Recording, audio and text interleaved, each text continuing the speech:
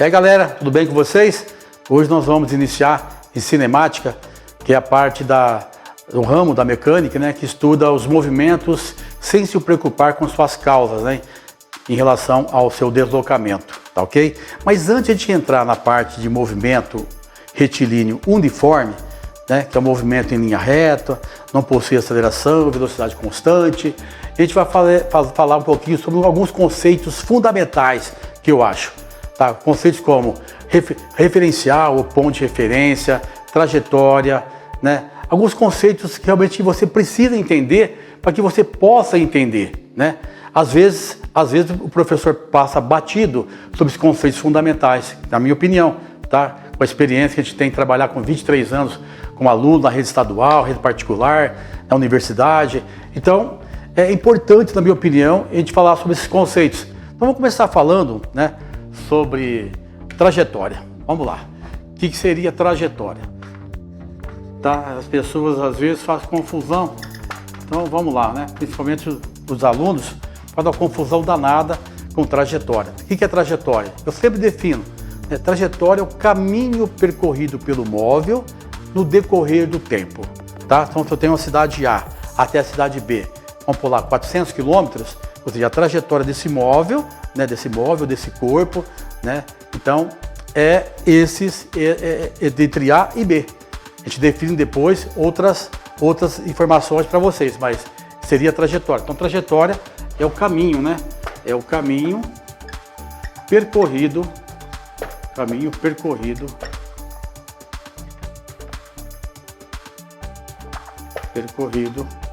pelo móvel. Tá? Alguns autores colocam corpo, né? Então, cada autor coloca de um determinado, né? Então, vou pegar aqui, só um pouco, eu tenho aqui. Sai, isso aqui, vou colocar S em quilômetros, tá? Então, aqui tem a cidade A, que é a cidade A, vai ter a cidade B, né? Vamos pôr aqui que sai do quilômetro 10, vai até o quilômetro 290, por exemplo, tá ok? Então, o móvel aqui, eu teria esse móvel, faz de conta que isso aqui é o meu carro, tá ok? Meio, parece um foguete aqui, né? Mas tudo bem. Então esse aqui seria o meu móvel nessa trajetória aqui, tá bom? O segundo ponto importante que eu acho, né? Referência. Então referência ou ponto referencial, acho que é a mesma coisa, não muda nada. Ponto referencial ou ponto de referência, tá? Ponto de Então, olha, como é que eu posso falar sobre isso aqui? Então, vamos supor que eu tenho esse apagador. E eu pergunto para você que está assistindo, esse objeto aqui, esse apagador, ele está em repouso ou em movimento? Claro. Imediatamente as pessoas vão falar, professor, você está doido, isso aqui está em repouso, está parado na sua mão, está em repouso, né? Então, mas tudo depende do ponto de referência em que o professor ou que o autor vai colocar para vocês. Se for essa sala, se for essa lousa, esse apagador está em repouso, tá ok? Eu concordo com vocês, está em repouso. Mas se eu pegar os movimentos de rotação e translação da Terra, a Terra não se move ao redor do Sol, então isso aqui também está em movimento. Então depende. Então o que é referência ou ponto de referência? Ou referencial, tá? Acho que não muda nada. O que significa isso? Significa, você verifica se o corpo está em repouso ou em movimento, tá? Então é fundamental isso aqui, tá? É para verificar. Oh, meu Deus. Verificar se o corpo está em repouso ou em movimento.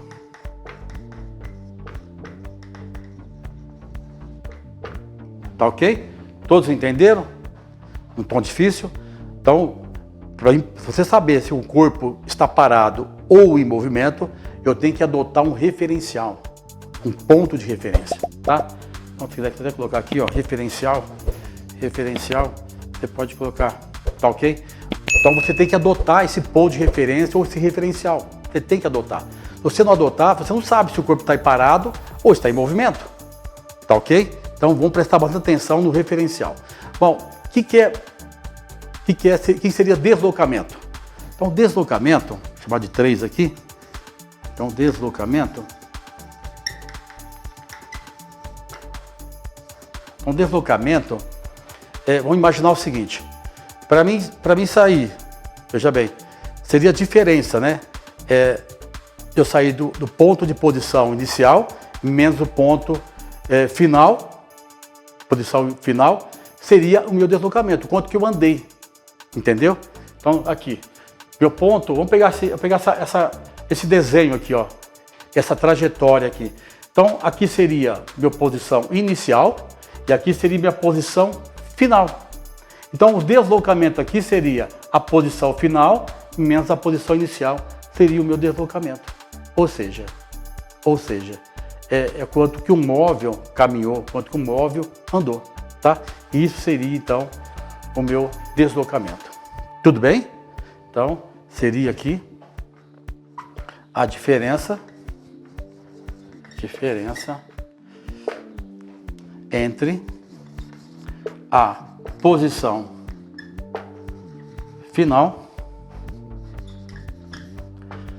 e a posição inicial.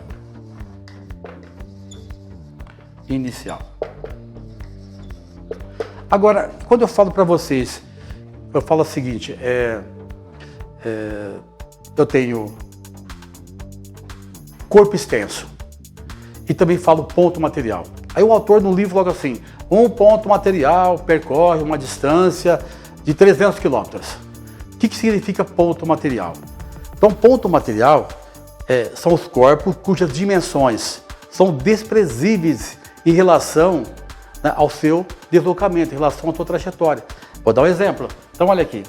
Vamos supor, olha, eu estou no quilômetro 10 e da cidade A e para a cidade B do quilômetro 290, tá? Um carro que tem umas dimensões, vamos pôr máximo aí, de 3 a 4 metros de comprimento, por mais ou menos aí 2,5 metros, 3 metros de largura, o que ele interfere no estudo desse determinado deslocamento aqui? Nada. Então, o que seria então ponto material? São corpos desprezíveis que não interferem no estudo de um determinado deslocamento, de um determinado movimento, tá? De um determinado fenômeno. Tá? Que na física, tudo que acontece é fenômeno. Até essa caneta cair no chão, isso é um fenômeno perante a física. Tá ok? Então, vamos lá. Então, o 4 aqui eu vou chamar de ponto material. Então, ponto material é um corpo cuja as dimensões são desprezíveis.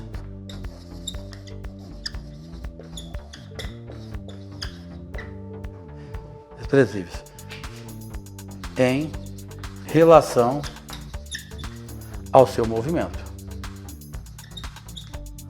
Vou pôr até trajetórias que entende melhor, né, do que movimento. É o corpo cujas dimensões são desprezíveis em relação à sua trajetória. Eu posso pôr a trajetória aqui, fica melhor, tá ok? A sua trajetória.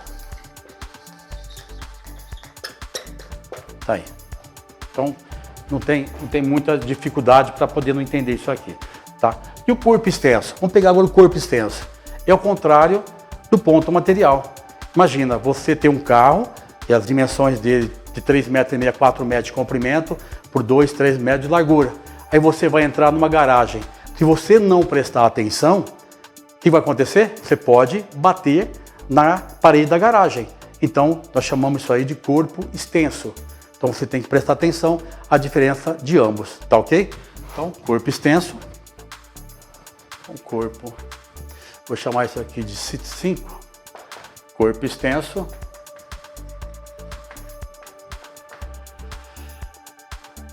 é o corpo cuja as dimensões não são desprezíveis. Não são desprezíveis. Tá? Exemplo aqui, a garagem. Tá ok? A garagem, se você chegar a entrar na garagem e não prestar atenção, você vai bater na parede da garagem. Aí pode dar o quê? Amassar teu carro ou quebrar a parede. Então a diferença de ponto material com corpo extenso. Corpo material, ponto material, o corpo com as dimensões não são desprezíveis, não interferem no estudo de um determinado movimento. Tá ok? Um deslocamento e assim por diante. E o corpo extenso já interfere. Tá? Você tem que prestar atenção nessas informações. Tá bom? Quando eu falo em movimento, o que é movimento? Movimento é quando o corpo ele se desloca, né, ao longo da trajetória. Então, essa seria a parte de movimento, tá ok? Então, dá para ter noção que na cinemática, esses conceitos são fundamentais e é importante você ter conhecimento sobre eles, tá? E vou aproveitar a oportunidade, então, já começar a falar um pouquinho do movimento retilíneo uniforme, tá? Vou até apagar aqui agora, para não atrapalhar. A gente já entra na parte de movimento uniforme, que é o movimento em linha reta, tá? Uniforme, movimento em linha reta, movimento retilíneo. Retilíneo significa linha reta. Movimento em linha reta e o móvel não possui aceleração e a velocidade dele vai ser constante, tá ok? Então não é difícil a gente conseguir gravar isso aí e trabalhar de uma forma bastante simples e fácil, tá ok? Então vamos lá. Então movimento retilíneo uniforme. Né? Alguns falam movimento uniforme, os outros falam movimento retilíneo uniforme. Mas vamos deixar essa forma mesmo. Movimento retilíneo uniforme, ok? MRU. Bom, então, o que é movimento retilíneo uniforme? É um movimento sempre em linha reta, possui velocidade constante e não possui aceleração, tá? E nós temos aí uma função horária. Para chegar nessa função horária, nós temos primeiro que conhecer o que é velocidade média. Então, velocidade média aqui, ó, velocidade média vai ser igual, ó, delta S. O pessoal tem muita dificuldade de entender o que é delta S e o que é delta T. Então, olha, quando eu falo delta S, significa o quê? Variação do espaço. Quando eu falo delta T, intervalo de tempo. Então, pega aqui, ó, delta S é meu S final, posição final, menos posição inicial ou espaço inicial. Não muda nada. Quando você fala espaço inicial ou espaço final, posição final ou posição inicial, é a mesma coisa. Não muda nada, tá? Depende do autor, o que ele usa no livro, tá ok? Mas o objetivo é o mesmo. Sobre o intervalo de tempo final menos o intervalo de tempo inicial. Tá ok? Então isso aqui é variação do espaço, intervalo de tempo. É a velocidade média. Posição final menos posição inicial, tempo final menos tempo inicial. Tá ok? Não tem como se confundir com esse tipo de... Às vezes o pessoal também fala o seguinte, ó, variação do espaço e variação do tempo. Também não muda nada, tá? Mas a maioria dos livros chama de intervalo de tempo, tá? Deixar bem claro, depende assim, de autores, de um livro para outro livro, tá? Mas o modo de trabalhar sempre vai ser o mesmo, tá ok? E daqui, se você for analisar, eu consigo tirar a função horária do movimento retilíneo uniforme, que nós chamamos no primeiro ano do ensino médio, de sorvete, né? A função sorvete, que é S igual a S0 mais VT.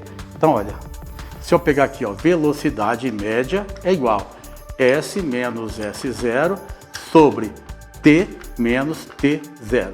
Se eu partir isso daqui do zero, né? Se eu partir do... Vou deixar quietinho aqui, para não atrapalhar vocês, ó. Então ficaria assim, ó. Se eu multiplicar isso aqui em cruz, como é que fica? S, que é a posição final, igual a S0 mais VT. Olha aqui. Essa é a função sorvete. Espaço final, espaço inicial, velocidade e tempo. Tá ok? Ó, repetindo. Posição final, posição inicial, velocidade e tempo. Tá? Observa que aqui não tem aceleração, possui uma velocidade constante.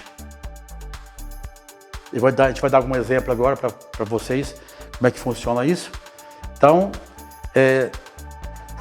diferentemente do outro movimento que a gente vai ver para frente, que é uniformemente variado, esse aqui nós temos duas funções horárias, né? Uma função horária, que é uma função sorvete. Eu nem vou escrever sorvete aqui, porque S igual a S0 mais VT é a função sorvete que a gente vê no ensino médio, tá? E partiu daí da onde? Da velocidade média. Da velocidade média eu consegui chegar na função horária do movimento uniforme variado. Desculpa, o movimento uniforme. Tá ok? Alguma dúvida? Não? Então vamos lá. Vamos pegar um exemplo aqui, vai? Vamos ver um exemplo. Vamos ver aqui. Um trem, ele percorre,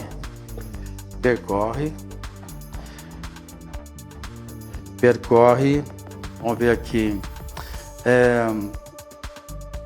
com velocidade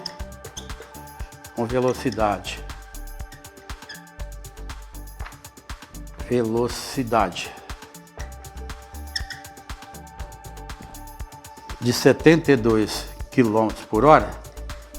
Tá, um trem percorre com velocidade constante aqui de 72 km por hora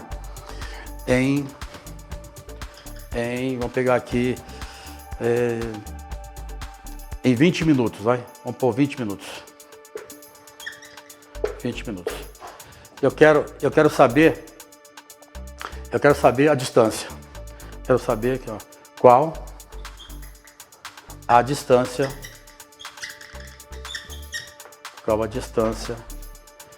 que ele percorre.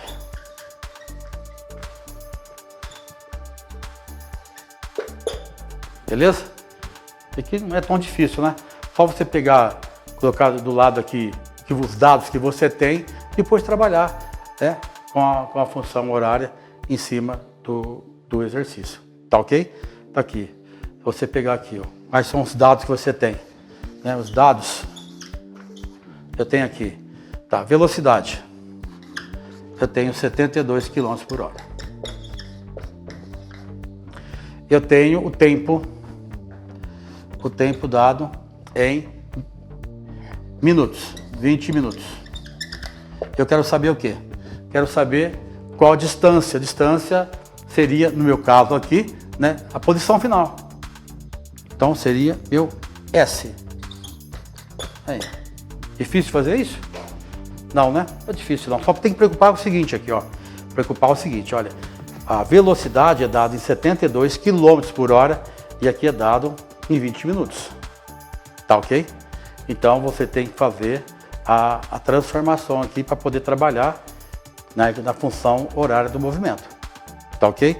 Então você acaba se complicando se você não fizer a transformação. Aí que você acaba errando. Então tem que fazer a transformação. Sempre lembrando, né? Se você for transformar minutos, horas, minuto para hora, o que você pode fazer? Ou multiplica por 60, ou divide por 60 e assim por diante. Tá ok? Vocês conseguem fazer sem minha ajuda? Ou você acha que eu tenho que fazer para vocês? Vamos pensar um pouquinho? Vocês conseguem pensar um pouquinho disso aqui? E a próxima aula eu resolvo esse exercício para vocês. No início da aula eu resolvo o exercício, para ver se vocês têm um tempinho para resolver. Acho que é interessante, né? Tá ok? Então a gente vai parar aqui. Na próxima aula eu vou passar para vocês uma meia dúzia de exercícios, vamos resolver juntos esses meia dúzia ou 10 exercícios, a gente resolve junto esses exercícios para fixar esse conteúdo de movimento uniforme, tá? Resolvo esse, mais uma meia dúzia ou 10 exercícios, se for possível, para que vocês possam entender e fixar bem o movimento retilíneo, uniforme, que é de grande importância você conhecer os movimentos e saber trabalhar com ele, tá ok? Então eu vou ficar por aqui, a próxima aula eu já começo resolvendo esse exercício e passando para vocês mais uma meia dúzia, ou 8 ou 10 exercícios para a gente resolver juntos aqui, tá ok? Abraço a todos, na próxima aula, se Deus quiser, eu resolvo esse exercício para vocês. Até lá!